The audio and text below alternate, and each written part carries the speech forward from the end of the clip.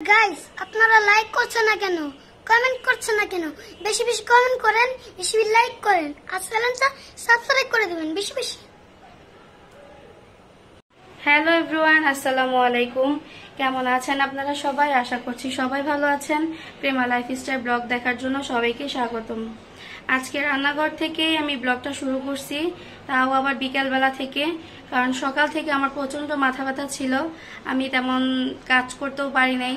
সকাল থেকে কি হয়েছে আমার ঘরে আমি নিজেও বলতে পারবো না, কারণ অনেক কষ্টদায়ক যন্ত্রণাদায়ক মাথা ব্যথা, যা হলে আমার হুঁশ জ্ঞান থাকে না। তো যাই হোক, এখন মোটামুটি ভালো লাগতেছে, মেডিসিন নিছি। আর আম্মু আসছে, তারপর হচ্ছে আমার বন্ধুরাও আছে, তো ভাবলাম একটু চা বানাই। চা বানাতে বানাতে তোমাদের সাথে একটু গল্প করি। আমি বেসিক্যালি গুঁড়ো দুধ দিয়ে চা বানিয়ে অভ্যস্ত, কারণ লিকুইড দুধ দিয়ে চা আমার কাছে একদমই ভালো লাগে না। আর এখানে আমি চা পাতা দিয়ে দিব।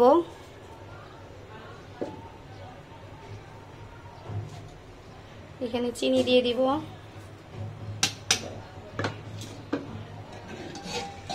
তারপর নিয়ে নিব। আমি কিন্তু কোনো রেসিপি শেয়ার করছি না, আমি জাস্ট আমি কি করছি না করছি সেটাই আপনাদের সাথে শেয়ার করা। তো এটা নেড়ে দিয়েছি, এখন একটু ভালো করে জাল হবে। এইদিকে এই যে চা বানায় নিছি, চা খাবো। আর হচ্ছে আমি অনেক পছন্দ করি এই কেকটা, তো আমার হাজব্যান্ড আনে, প্রতিদিনই আনে। তো এই কেকটা খাবো, বেশি কিছু খাইতেও ভালো লাগতেছে না।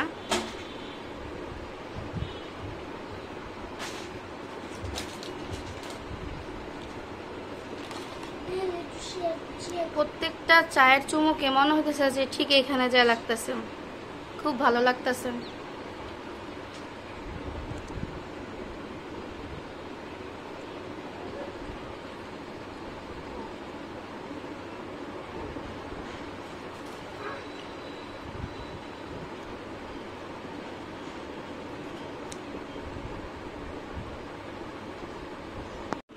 সকাল থেকেই আমার বিছানাটা এলোমেলো, কারণ আমি শুয়েছিলাম অসুস্থতার জন্য।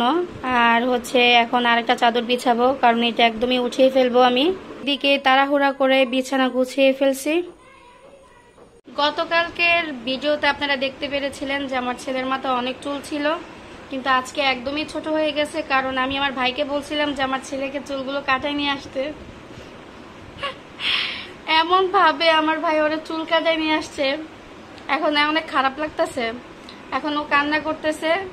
শেষমেশ আমি ওকে যেটা বুঝাবো, ও আমাকে বোঝায় বলতেছে যে আম্মু তুমি টেনশন করো না, 10-15 দিন গেলে আমার চুল এমনিতেই বড় হয়ে যাইব না। তো আমার ছেলে কিছু বলতে চায় তার মামার উদ্দেশ্যে আপনাদের সাথে, তো আপনারা নিজেরাই শুনে নিন আমার ছেলে কি বলছে। বলো, জোরে বলবা। আম্মু না, গাইস দেখুন, আম্মু বলছি কি যে আকাশ তুই একটু অল্প একটু ছোট করিস। এখন দেখেন গাইস কি ছোট করেছে, এরকম করতে পারছি না, এরকম করতে পারছি না। দেখেন এখানে ভেলকা একটা কাটিং দিয়ে দিয়েছে, আর টাকাটাও শেষ করে দিল। এখন আমি কি করবো? মুঝে মারো, আমাকে মুঝে মারো গাইস। আম্মু এবার তুমি বলে দাও। যাই হোক, ছেলে দুষ্টু মিষ্ট কথা শুনলেন। আর হচ্ছে চুল কাটিংটা কেমন হয়েছে অবশ্যই জানাবেন কমেন্টে, নাকি? আপনারা লাইক করছেন না কেন, কমেন্ট করছেন না কেন? বেশি বেশি কমেন্ট করেন, বেশি বেশি লাইক করেন, আর চ্যানেলটা সাবস্ক্রাইব করে দিবেন বেশি বেশি। দেখতে পাচ্ছেন এখানে চিকেন বল আর এটা হচ্ছে চিকেন ললিপপ। এই খাবারগুলো খেতে ভীষণ মজা, আর আমাদেরও খেতে অনেক ভালো লাগে। আর তাছাড়া আজকে সন্ধ্যা হওয়ার সাথে সাথে ছেলের বাবা বাসায় চলে আসছে এই খাবারগুলো দেওয়ার জন্য, যেহেতু আমাদের অনেক পছন্দের। তো খাবারগুলো এনে আমার হাতে ধরিয়ে দিয়ে বলে যে নাও, তোমার জন্য আনছি, মা আর ছেলে খেয়ে নিও। এই কথা বলে খাবারগুলো দিয়ে ও চলে গেল। যাই হোক, কেমন লাগতো সালিফ? গাইস আপনারা কমেন্ট করবেন, শেয়ার করবেন, আপনারা খেতে চলে আসবেন। আলিফ, আম্মু সস দিয়ে দিচ্ছি, খাও। আচ্ছা খাচ্ছি।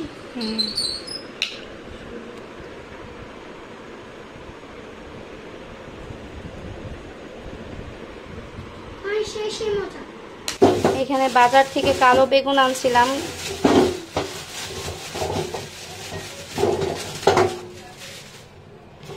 এখানে বেগুন দিয়ে ইলিশ মাছ দিয়ে রান্না করব। এটা আমার অনেক পছন্দের একটা খাবার। এখানে পেঁয়াজও নিয়ে নিয়েছি।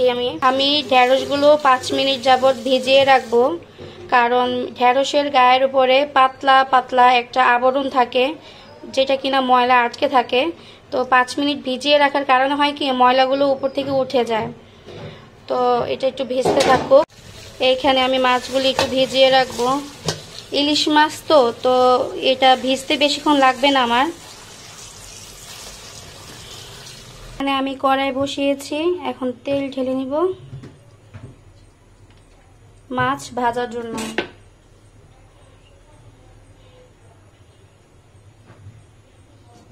একটু ঘুরিয়ে নিব যাতে ভালো করে তেলটা সব জায়গায় লাগে।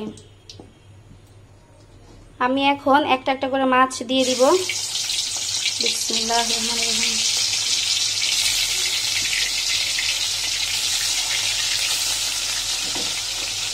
খুব সুন্দর করে মাছ ভাজা হচ্ছে। আমি মাছগুলো ভেজে নামিয়ে ফেলেছি। আমি এখন তরকারি রান্না করব। কড়াইতে বেশ খানিকটা পেঁয়াজ দিয়ে দিলাম।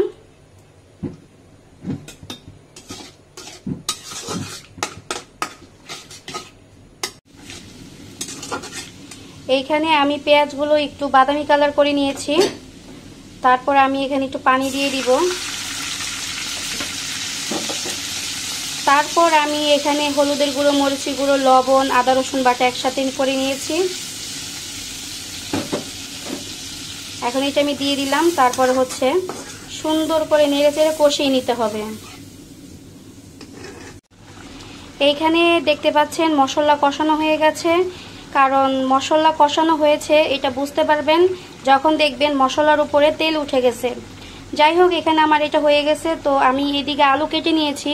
যেহেতু আমি বেগুন দিয়ে আলু দিয়ে ইলিশ মাছ দিয়ে রান্না করব, তো আগুনের তাপে বেগুনটা অনেক আগেই হয়ে যায়। সেই ক্ষেত্রে আমি এখানে আলুগুলো একটু দেরিতে হয়, তার জন্য আমি আলুগুলো মশলার মধ্যে ঢেলে দিব এবং মশলার মধ্যে আমি আলুগুলো কষিয়ে নিব। কারণ একই সাথে দিলে বেগুনগুলো একেবারে গলে যাবে। আমি এভাবে নেড়ে চেড়ে তারপর ঢেকে দিব।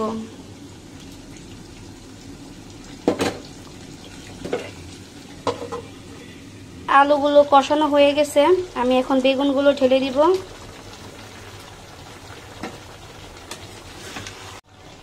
এইখানে বেগুনের তরকারিটা খুব সুন্দর করে কষানো হয়ে গেছে। এখন আমি অল্প করে পানি দিয়ে দিব। এখন আমি মাছগুলো দিয়ে দিব।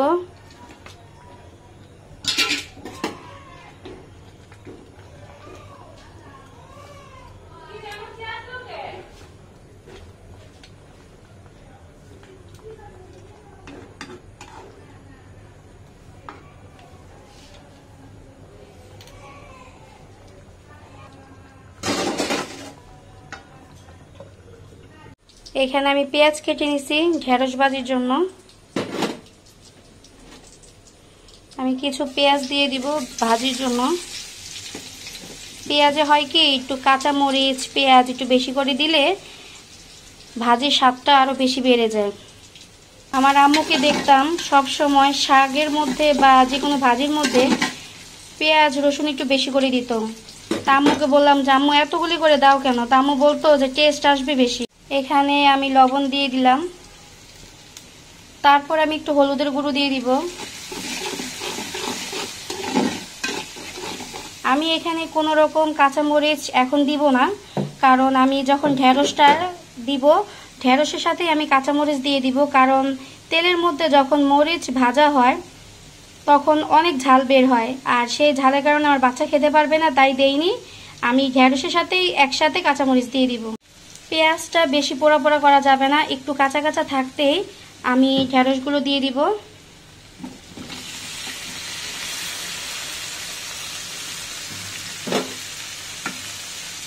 ঠিক এইভাবে নেড়ে চেড়ে তারপরে আমি এটা ঢেকে দিব।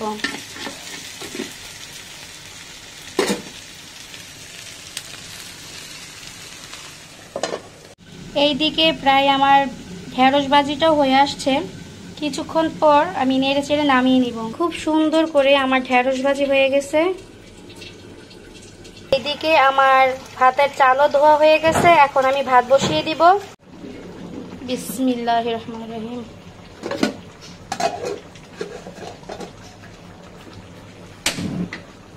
এদিকে আমি ভাত বসিয়ে দিলাম, তার পাশেই আমার তরকারিটাও রান্না হয়ে গেছে। মাশাআল্লাহ, খুব সুন্দর কালার আসছে।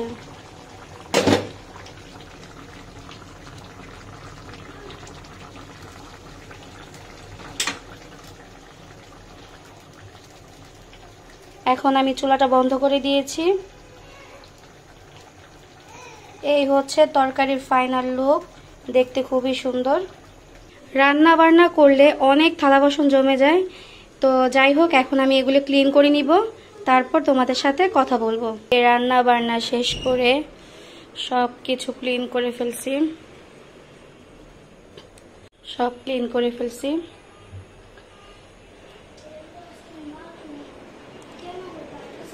অন্যদিকে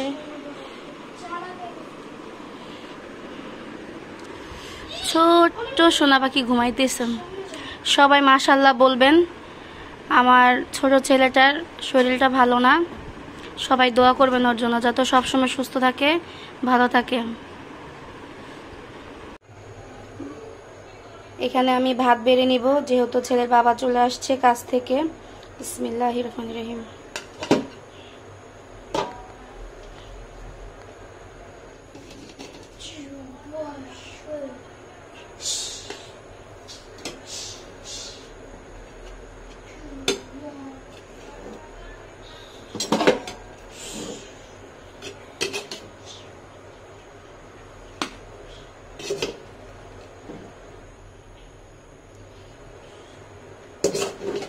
ছেলে একটু সন্ধ্যা হেভি খাবার হয়ে গেলে রাতে আর ভাত খাইতে চায় না। আর আমার বাবা সবসময় বলে যে রাতে যে বাচ্চারা ঠিক মতো খাওয়া দাওয়া করবে না বা টোটালি ভাত খাবে না, তাদের শরীর থেকে নাকি চড়ুই পাখির সমান মাংস কমে যায়। আলিফ, না তোমার বাবার কাছে দিয়ে আসো। Good boy. আমি তরকারিটা বেড়ে নিব।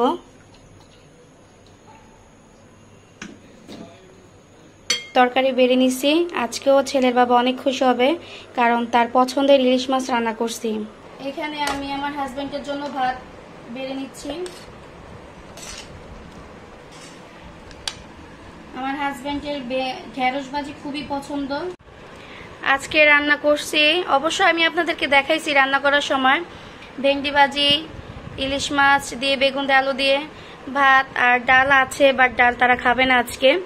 যাই হোক, আলিফের আব্বু কেমন হয়েছে আজকে ভেন্ডি ভাজি? অনেক সুন্দর।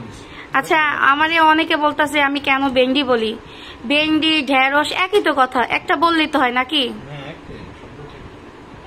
আচ্ছা যাই হোক, এখন ঢেঁড়স ভাজি কেমন হয়েছে বলো। আর আরেকটা কথা, আজকে কি রান্না করছি বলো তো? আমার সবচেয়ে বেশি পছন্দ। ওহ জোস। হ্যাঁ, এই যে আরেকটা জিনিস যে কিনা ইতিহাসের পাতায় পাতায় লিখিত। এখানে কি দিয়ে ভাত খাইতেছ আব্বু? আমার আপু যে চিকেন এনেছিল সেই চিকেন খাচ্ছি। চিকেন ললিপপ আনছে সন্ধ্যায় খাওয়ার জন্য, সেই ললিপপ একটা সে রেখে দিছে, সেইটা দিয়ে সে এখন ভাত খাচ্ছে। আবার ললিপপের কাঠি খায়া ফেল না, সাবধান। না, সুন্দর করে খাও।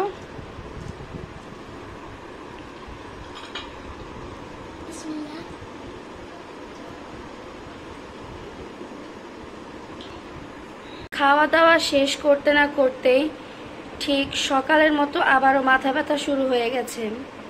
যাই হোক, একটু পরে মেডিসিন নিয়ে নিব। আর এখন যে বিদায়ের পালা, আজকে ভিডিওটা কতটুকু আমি আপনাদের কাছে ফুটিয়ে তুলতে পেরেছি আমি জানি না, তবে চেষ্টা করেছি। আর ভিডিওটা কার কার ভালো লেগেছে অবশ্যই আমার কমেন্টে জানাবেন, এবং সেই সাথে like, comment, share and subscribe করবেন। আল্লাহ হাফেজ।